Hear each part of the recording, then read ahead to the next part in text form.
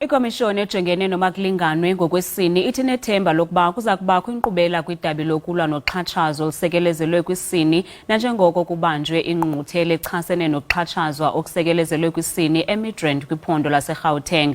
Umlawuli oyintloko yezotshutshiso Advocate Shamila Batohi uthi abezotshutshiso benza kangangoko ukunceda amaxhoba oxhatshazo. Our criminal justice system is designed such that the burden of proof, of the onus of proof, is on the state.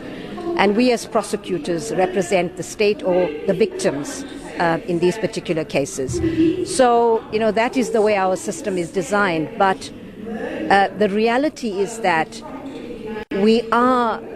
although there's a lot happening in the criminal justice in terms of trying to address gender-based violence, the sad reality is that the majority of victims or survivors of gender-based violence do not see justice.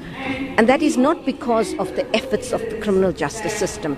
As a prosecuting authority, we are doing a lot of really good work in terms of trying to be more victim-sensitive, victim-friendly, and trying to ensure that those that do approach the criminal justice system receive the necessary support that they need to go through this process.